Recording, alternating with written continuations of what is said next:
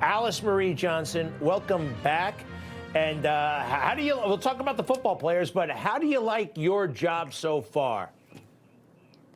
I absolutely love my job. I love the people who I work with, too. They're incredible. Well, it must be an amazing thing to be able to kind of go through and figure out who deserves a pardon and what do you do next. Tell us how these football players, Dr. Billy Cannon, Joe Klecko from the Jets, Nate Newton, Dallas Cowboys, we can check them out again, and we'll go through their offenses, but why them and why now? Well, why now is these men, they've already paid their dues to society, and they all had missing pieces of their lives, and that missing piece was their names back, was really not being under the weight of being a convicted felon. And in the case of Billy Cannon, his great legacy, in fact, he was called the legend at the prison he was working at in Louisiana. He went back as a dentist, and he gave such superior care to the inmates there that they nicknamed him the legend. So he began a second phase of his life. And to take the stain of that conviction off, I remember hearing so much about Halloween night when LSU played Ole Miss, and he made that incredible play on that punt return for a touchdown. So they've got a statue now honoring him, and it's time for us to look at these NFL players, these former players. They've been our heroes. People sometimes forget that they're also human. Totally. And I did not know this about some of them. You mentioned Dr. Billy Cannon. Yeah, the 3 years he served for a counterfeiting scheme. Mm-hmm. Let's go through Jamal Lewis. He spent a lot of time with the Ravens and with the Browns, 4 months in federal prison for using his cell phone to try to set up a drug deal. No drugs were exchanged. None. Tell us a little bit more about that case, and how do these guys get the news that the pardon has been granted? Well, they get the news. The only one who didn't get the news from myself or someone in my office was that Jerry Brown contacted Nate Newton. President Trump called Jerry Brown, and he was so excited to make that call to let him know that he'd been pardoned. And it was a surprise to every single one of these players and to the family of Billy Cannon that anyone was even looking at them or considering it. I heard someone call it the mystery pardons. It's because they had no idea. There was no leaks out to the media. We just worked diligently on helping these men get their lives back. Tell me, and you want to know some things about Jamal Lewis? Please. I was very, very impressed by him. I don't know if you know this, but he was the youngest player to ever get a touchdown in a Super Bowl. Just incredible young man. And this happened before he even started playing with them, but he came back to haunt him, after he was drafted. But he turned his life around, and he went on to be a superstar. All of these guys, you could say, are superstars in their own rights. But Jamal Lewis, I spoke with him last night. He was ecstatic. He was in disbelief. I think that some of them thought that it was a prank being played on them when they got the call that they'd been granted a pardon by President Trump, especially, at this time when they're just living with the shadow, that weight on them of being a convicted felon, and to all of a sudden have that weight lifted up off of you. I, of all people, know what that feels like.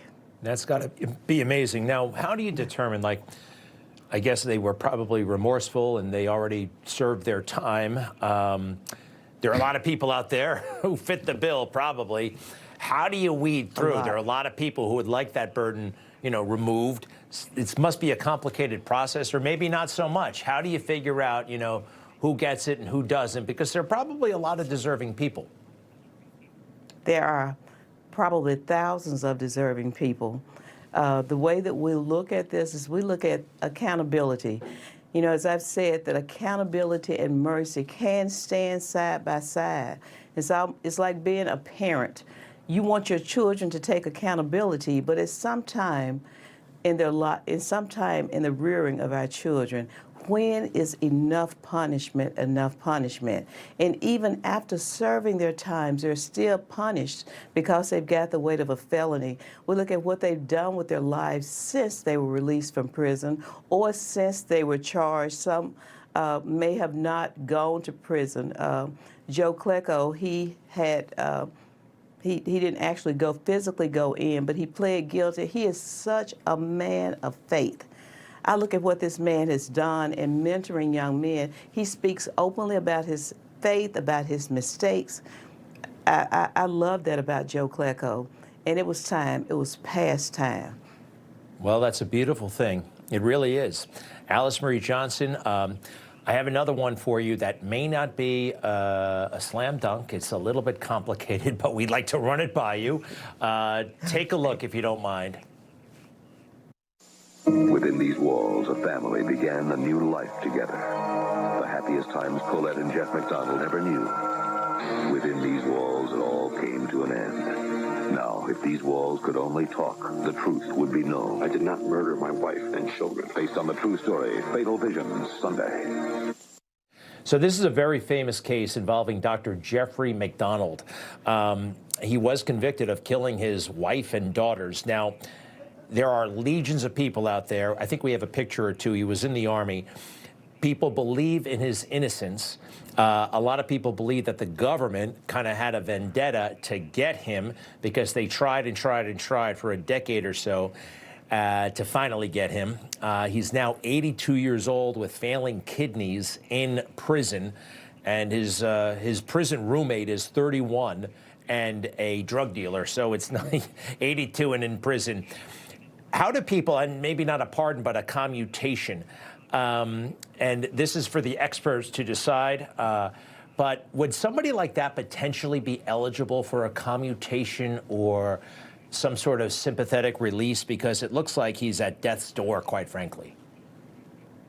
It looks like possibly this gentleman might fit the criteria for compassionate release, especially with his failing health. I can't speak for certain on that, but we carefully vet every case that comes to us.